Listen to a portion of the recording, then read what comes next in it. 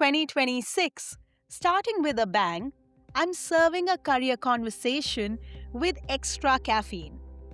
Because let's just be honest, when it comes to customer marketing careers, the brew has never been stronger, bolder, or more complex.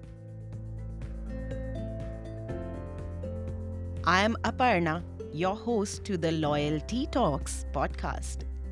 In nearly 2 decades of my journey in understanding customer marketing, I'm the strategist who saw advocacy not as a tactic but as a torch, loyalty as legacy, and customer voices as the loudest currency your brand will ever own.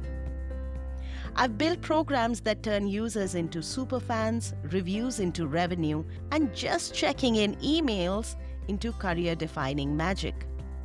I speak fluent G2, NPS whispers, referral triggers, and every version of can you share a customer for this slide. If you are in customer marketing or itching to break in, you've just found your people.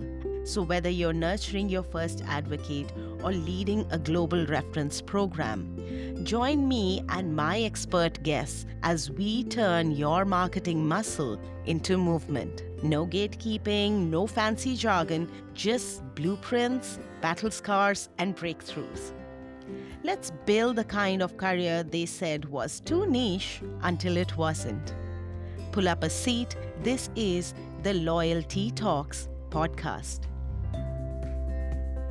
In this episode, I sit down with someone who's been at the intersection of insight and innovation. Irwin Hipsman, founder of Repetitos. Am I saying that correctly? Absolutely. And a leader who has spent years immersed in data that's shaping our discipline now. So, from systems and structures to the sentiment driving our industry forward, Irvin has been one of the loudest and most respected voices connecting the dots between what we measure and what truly matters. So, today, together, we are unpacking the evolving DNA of customer marketing, how roles are rising, responsibilities are refining, and recognition is finally catching up. Sounds good. So, whether you're a newcomer, eyeing your first advocacy role, a seasoned manager chasing the VP title, or someone just wondering how to future proof your path, this episode is your career compass. Thank you so much, Irwin, to join me today at the podcast. Yeah, looking forward to it. We just had a customer XCon in Boston November. We did a roundtable on exactly that topic, future-proofing your job. If you're working now, what are those things that you need to do? So we'll get to that, I'm sure, during the topic of conversation, but people were Oh, listening absolutely. very, very carefully to that one. You know, Irwin, what I love is that you've turned curiosity into contribution. A lot of people talk about customer marketing. I think to me, I see you as you quantify it. And I think that's what makes it and your insights so valuable. Like they bridge the emotional with the empirical. And before I dive into all the data and the trends and what's happening in 2026, let's rewind a little. How did it all start for you? And what's got you so interested in customer marketing findings? Yeah, so I started my career in sales, of all things, and then moved over to customer success and then into customer marketing advocacy. Yeah. And the first two positions I was at, we started up advocacy programs. We were Influitive's number 2 customer ever back in the day. So we were experimenting and learning. And the third position is when I began my transition from what I would say customer advocacy to customer marketing, where you're sort of the one-to-one relationship is not as important as the one-to-many relationship. So thinking a little bit more about the data, thinking more like a demand gen person is, thinking about segmentation, personalization. And then the last role at Forrester, we had an advocacy person, so I didn't have to worry about advocacy, and I focused exclusively on customer lifecycle marketing. So it's been that evolution from advocacy to lifecycle. Wonderful. I think it makes complete sense. It's come full circle where you reach now. Somehow, I feel for me, it was when I realized that, okay, customer behavior reports could dwell deeper. into emotional stories. And it just went beyond for me for with engagement rates and more on loyalty signs. I think you've everything around your career where you're reading those patterns and you're looking into them so closely. Yeah, when I look at a list, whether it's utilization or a database list, I've seen the patterns enough Yeah. times to begin to be able to pretty quickly interpret them. Obviously, you drop into AI, it helps, helps a fair amount, but there's also that experience that helps you Oh, really. absolutely. What does it really mean? But now, speaking of patterns, if we looked at customer marketing 5 years ago versus where it's reached now, how has that landscape, the career landscape, shifted? What roles have emerged that I don't think we ever thought could exist? Yeah, I think there are three things. First is the dramatic shift from customer advocacy titles to customer marketing. So I would say 5 years ago, Hmm. most of the 70% of the titles were customer advocacy related and 30% were customer marketing. Now it's the exact opposite. So, I Hmm. do the research, I look at the jobs every month, and I look at the titles, I look at whether it's customer advocacy or marketing. I look for new patterns that are starting to arise. So the big shift has been most of the positions out there are customer marketing as opposed to customer advocacy. The second shift is, and this is a little bit more in the past year, is that more and more of the positions are for manager levels and less are Hmm. for director levels. So what companies are doing, and it's no surprise if anyone's been out there looking for a job, is those director levels are now called manager, exact same job description, but they pay $20,000 or $30,000 less, but it's the same job. Companies are pushing that down from a title perspective. And so what we see today is 70% of the positions are manager, Hmm. 10% are director, and 20% are specialist. Specialist has been constant. They're if you're a director, Yeah. there's a good chance that that position, if it gets reposted ever, is going to become a It would manager be a position. manager. Yeah. And the third one is the growth of customer lifecycle marketing. So that's Yeah. a very new trend. That's probably more in the past 6 months. I'm starting to see more and more openings. And there's customer lifecycle marketing, there's customer growth marketing. Yeah. They overlap, and there's some not so subtle differences. But that's sort of the whole idea behind the revenue side, the growth side is Hmm. what we're starting to see much more of in the past 6 months. So I wouldn't be surprised to see companies, if you have a three-person advocacy department, have one of them really pivot towards life cycle marketing and keep Correct. the other two in advocacy. I've also seen that shift happen where, it was always that one person show. And now what I see is there's dedicated experts for each Right. life cycle stage. And yeah. Now, the tricky part is if you're a customer advocacy person and you pivot to customer lifecycle, the thing you have to recognize is when someone asked me at the customer XCon conference, what's the difference? I said, well, let me make it really simple. Customer Hmm. advocacy is one to one, customer marketing is one to many. Now, it's not as simple as that, but that's the short Hmm. version of it. So you're going to lose that the one to one relationships that Correct. you really love Yeah. if you start transitioning into customer lifecycle marketing. That's just the way it is because you can't maintain relationships like you did when you were, when you had 50 or 100 Correct. advocates as opposed to 500 or 1,000 contacts. Yeah, you're right, actually. I didn't think of it like that, but yes, definitely, I agree with that. And now that we're talking about titles, I think we've seen them multiply from loyalty to advocacy to community strategy, and now, obviously, the full fledged life cycle marketing. But how much do titles really matter in shaping perception? I Uh, think that the biggest trend I've seen mhm. this year from looking at all of the job openings, there's so far about 300 Yeah. job openings this year, is the role, is the what I call the dual title role.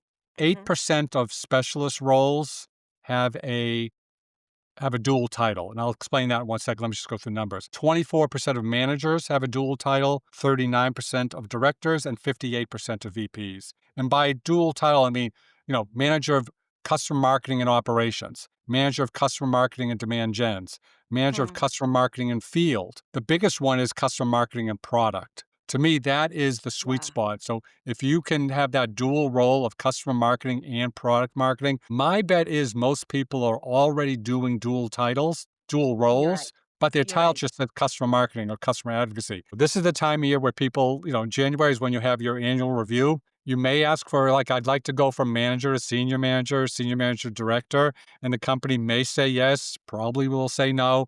But what Mm-hmm. they will say yes to is, can my title better reflect what I do? I do field marketing and customer marketing. Can my title say both? Yeah. Because that will make you a more valuable, people around you will see that, oh my God, this person's, left-handed and right-handed. They're Yeah. ambidextrous. They can do two things. But when you look at that VP, 58% of VPs have a dual title role, VP of customer marketing and whatever. So if you're thinking of trying to advance your career, that is probably the easiest way to go to a company because it doesn't cost them anything to keep you as a manager, but to Hmm. add a second role into your title. Yeah, which is interesting. It's your vertical growth and your horizontal one Right, exactly. at the same time. I think this entire role to me has evolved so extremely. And it's under that 8 year mark.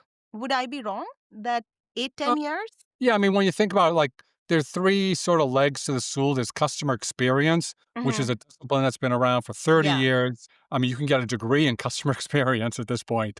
And there are correct. associations, it's a mature group of people. Then there's customer success, which started by Salesforce probably about 20 Hmm. years ago. And then there's customer marketing, which is probably more like 10 years ago. I mean, in Fluitive, I think they had their first Advo camp 10 years ago. I looked at it recently and I think that was the beginning of creating this category. So I'd say about 10 years Yeah, now. we started using Influitive about 8 years ago, but we've spoken about customer lifecycle marketing, and I want to dwell a little deeper into it. It's gaining that power, as you and I just shared. What's driving that shift, and how does marketing redefine the bridge between marketing, customer success, and revenue? So I think what's happening is that when you look at, life cycle marketing, it's, the journey. So the Hmm. journey is starts with onboarding, then it goes to adoption and utilization, because adoption is early, utilization is ongoing. Engagement, which is really much more around customer communications, again, customers to, attend your user groups, attend product updates, attend webinars, whatever that might be. Yeah. Then there's value realization. So starting to move into the revenue side. And we could talk about cross sell and upsell if we have time, because people often use them as they're the same, but they're very, very different. Pivoting to advocacy and then the renewal. So that's the life cycle that a customer goes through. And I think what's happening is that, if you were just a pure reference manager or a pure story content creator, you're being asked to, as some of these groups have gone smaller, you're being asked to take on some of these pieces. So most customer marketers or customer advocacy people are already doing one or two of these life Exactly. cycle marketing activities, but they're not thinking it as a journey. It's a task. But Hmm. there's that, and all of them are connected to each other. One leads to the other, leads to the other, leads to the other. And that's where I think that specialty is beginning to happen, is that, you know, managers beginning to see we need somebody to sort of own that, and not Yeah. own it that they have to do everything, because customer success managers play a huge role in all this, but somebody Correct. to sort of think about this as a holistic, journey that a customer goes through. And that's where this customer lifecycle marketing position is beginning to get some traction. Yeah. That totally resonates with me as a I do joke at times, and I don't know how funny it is, but I always feel that customer marketers are, the translators between marketing and success. But at the same time, to me, life cycle marketing at its best turns that retention into storytelling and data into design, something that right now I think we aren't there yet. We know of it, but we are not going that extra mile to do that. Right, but the customer lifecycle marketer wouldn't be the person to create the story. They would say, here are 10 clients that Exactly. Yeah. that look like they're ready to tell the story. Somebody else needs to decide, which story do we need and how do we do Yeah. that? But Yeah. that's the problem, is like one person cannot do all of these things. But in a sense, that's the person who can be the quarterback on your team, is the Hmm. life cycle marketer. But you have all these other roles within your organization who to Who accomplish would be those things. stepping up. Yeah. Yeah. Yeah. But let's build on that. Looking ahead to 2026, we've started a great year. What are these emerging roles or skill set we should expect to see? And I'm not really talking about North America only specifically, but it could be globally also. So is it data fluency? Is it AI Yeah. adoption, storytelling? How do we define?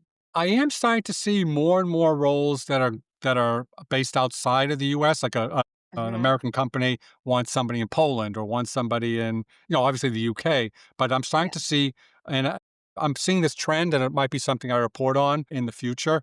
But I think clearly AI adoption, I don't, in some ways you don't have to mention it, but getting fluent on AI Yeah. is absolutely critical.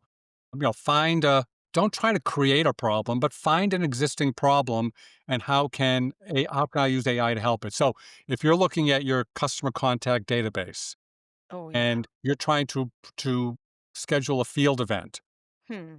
and you've got CA for California, CAL for California, CALIF, you've Yeah. got Yeah. you got seven different versions of California Correct. and you've got the spreadsheet.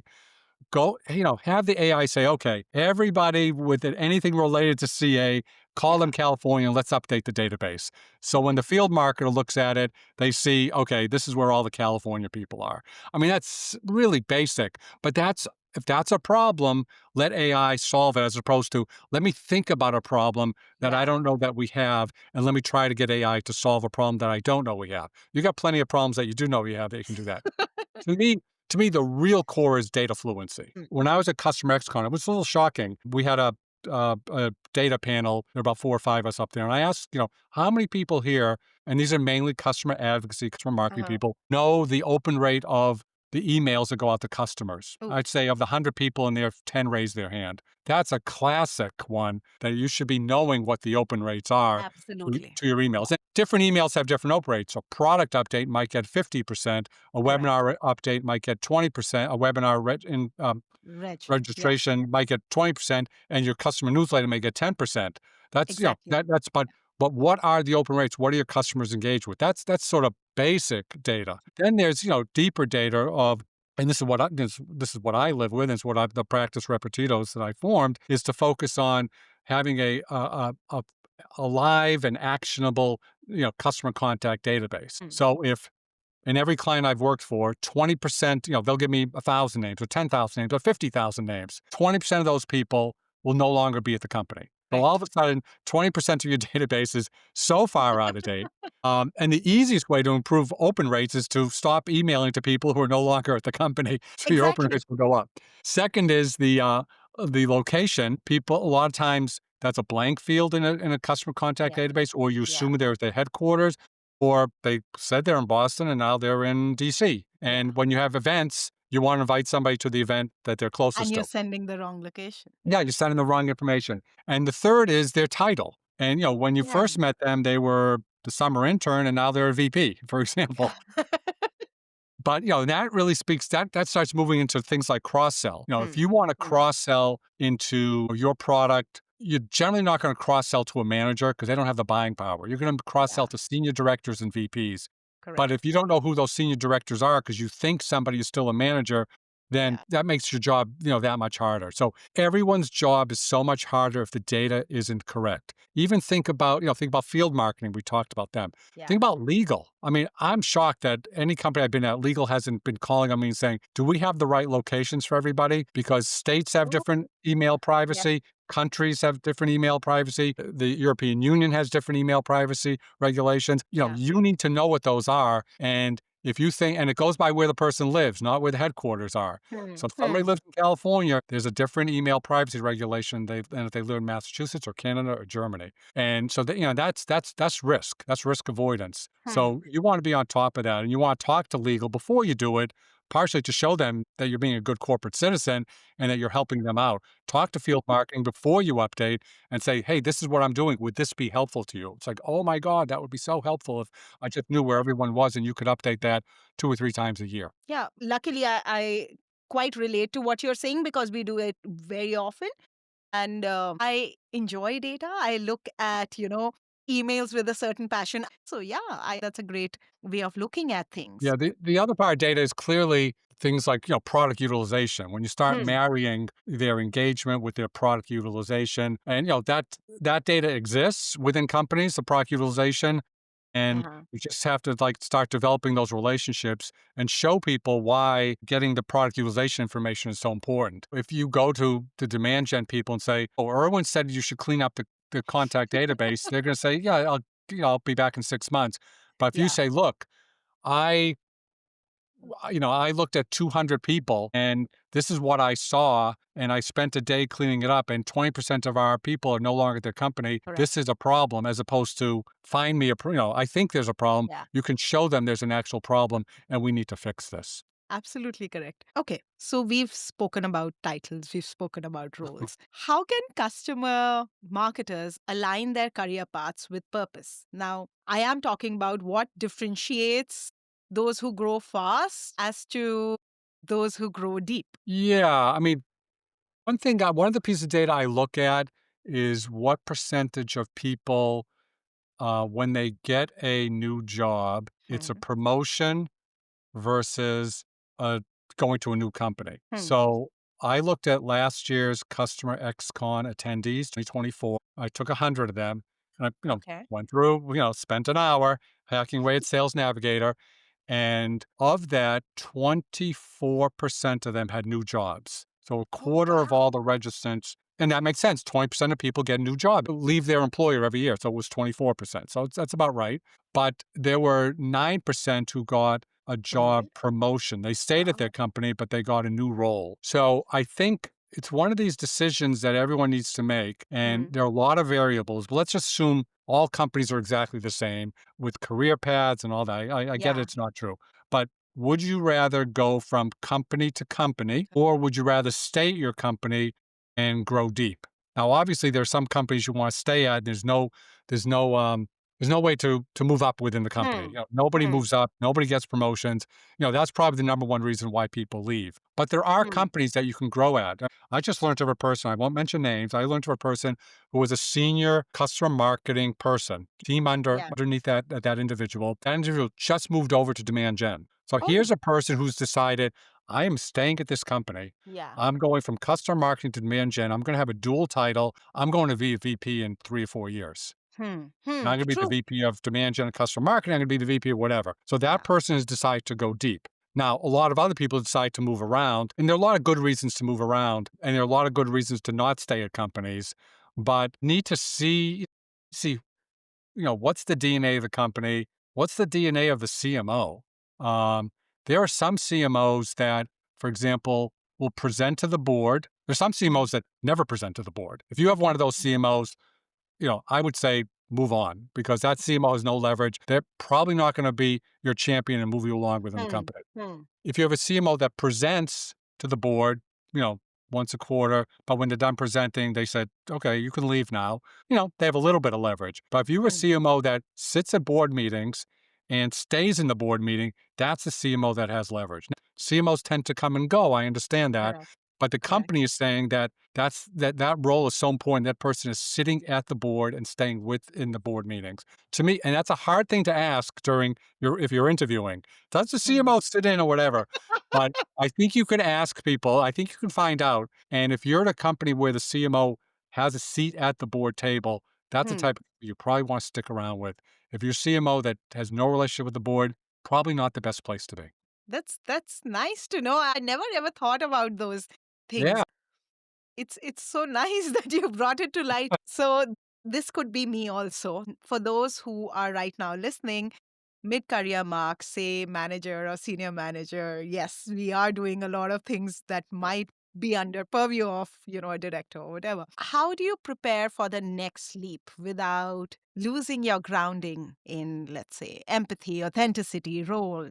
Yeah, so I think when it's about job growth, you've got a job, how do you prepare for 2026? Yeah. We talked about dual titles, we talked about AI. But one thing that people should be thinking about is, what are the gaps within the organization? Hmm. So, for example, what I breathe and sleep and think about at night is the customer contact database. So, what shape is your customer contact database in? So, Hmm. spend a little time, figure that out, and then start going to others in the organization. I think we have a problem. I've done a little bit of research. I think we Hmm. have this gap. Nobody wants to own the health of the customer contact database. It's not fun. It's very tedious. Um, and but it's critical. It's the data foundation. So if you could sort of find a niche of what is it that we should be doing, but nobody has sort of raised their hand to do. I'm sure there are Hmm. probably other things as well within the company. How do we organize our stories in a way that's more useful to salespeople? So you could Correct. think there are probably half a dozen things I'm sure you could think of what Yeah. they would be, but find a gap and try to solve that gap. Don't complain about it, but do it. The other Hmm. thing I saw is that we've done some research into the state of B2B customer contact databases, and the average score was 47%. That's a failing grade. Ooh. Everyone I've talked to said, yeah, Yeah. that sounds right because we haven't defined what customer Hmm. contact database means. So if we haven't defined it, then nobody owns it.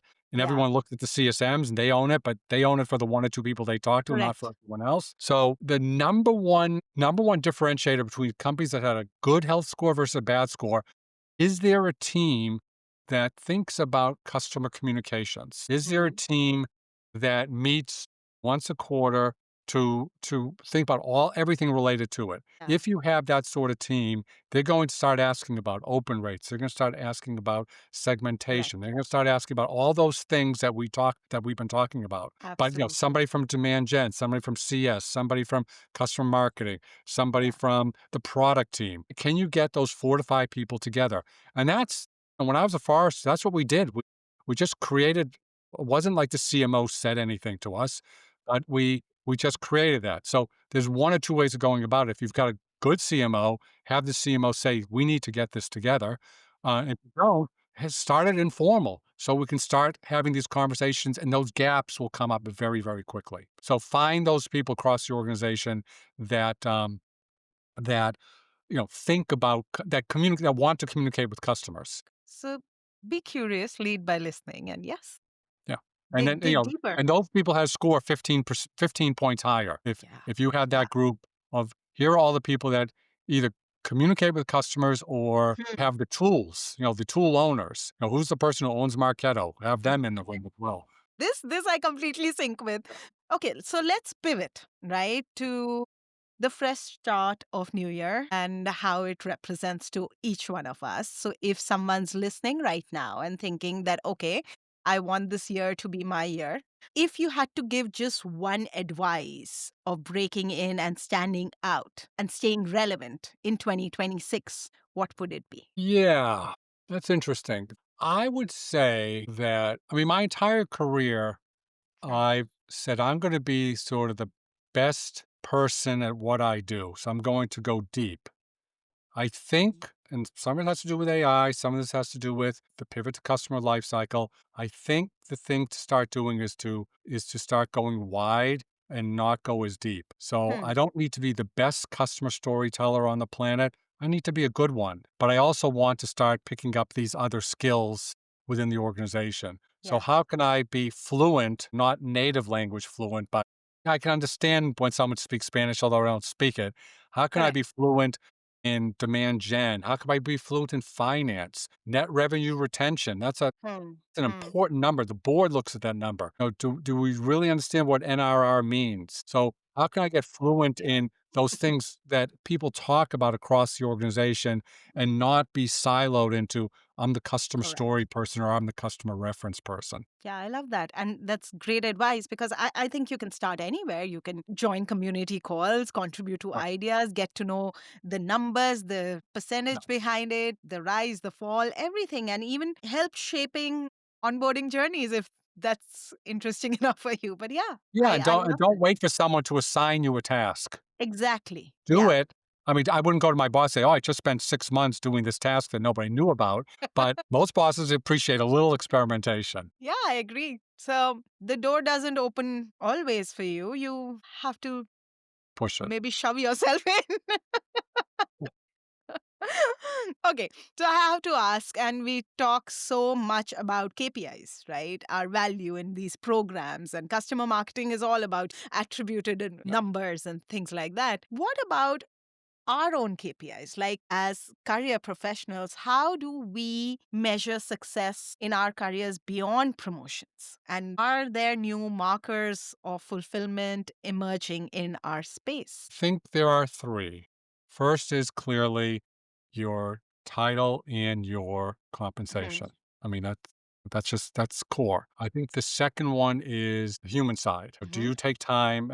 Every day I go bicycling at 9 o'clock in the morning with my neighbor. I take some time for myself, gets my creative juices flowing. So Yeah. what is that thing that brings you pleasure and relations with your family and friends? And once I make sure at least once a week I go to I see somebody, whether it's a Uh-huh. friend during the workday. Let's go out for lunch. It could be business or it could be a Oh, person, wonderful. but you know, connect, because a lot of us work from home. So how do I connect with people?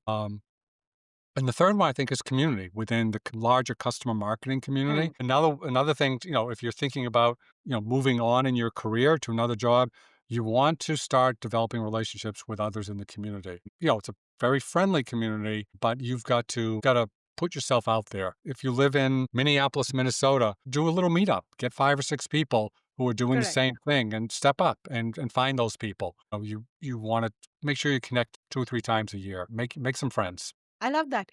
Everything. I think a lot of rapport building, and you've put it beautifully when you say that track your emotional ROI. Like, am I growing?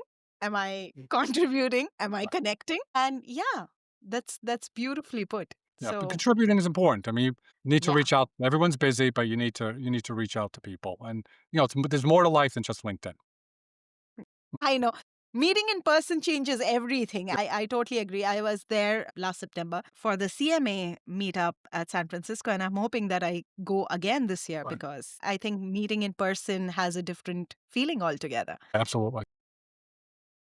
So we are right at the end. I have one last question, and I love asking this question to Sure. everyone. What's the best and worst career advice you've ever received that still influences you today? I think I wouldn't call this advice, but I think there are people out there that you work for Hmm. that are special. And I've often told this story that there have been 2 or 3 people in my life that if they called me up this afternoon and said, I need you to take this job, I can't tell you what it is, Yeah. trust me, and I need you to start on Monday and quit your current job and start on Monday. You'll do And I it. would say, okay, I'm in. I mean, Wow. those are the people that if you find one of those people Yeah. in your life, one of them has since passed away. One of them I'm still in touch with. And Hmm. if you find those people, stick with them. They'll not that they'll get you your next job, but these are the people you want to. They know you well enough. Some people are just so intuitive that they know you well enough after working with you a year. That's like this is the perfect job for them. I need Hmm. to call them up and have them come with me. So find those people. I love that. What's the worst one? Advice. Oh, someone told me I should go work for them, and 4 months later I was gone because Oh, it good Lord. was because they didn't tell all the truth, and it all came Hmm. out, and oh my god, it was horrible. Yeah, do, verify what people say when you're in, job hunting. Find back Correct. channels. They'll spin you the good stuff, but find a back channel who'll tell you the Wonderful. yeah. That's a down note. I think I ask this question a lot of times just to, you know, it's that it just reveals your professional DNA, right? Yeah, So I ask exactly. this question a lot of times, and sometimes the best advice that I hear, I am wanting to compile everyone's answers now and, make one tiny episode out of it. But yeah, I think the worst reminds us not to repeat that again. And Exactly.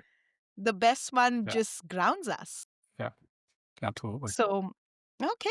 I think this conversation has been, I would say, a double espresso for the soul. So, while I call the episode Future Brew, I think it's equal parts of insight, inspiration, and so much that even probably I wasn't looking at the way I should look at my career. So it's been beyond trends. I think it's got so much of truth that I never thought of. Now I would. Every month I post, what I call a job report. So like Uh-huh. the federal government puts out their report, I put out Yes. mine. So I'll have one first week of December, like, hey, this is what I saw in November. Here are the trends.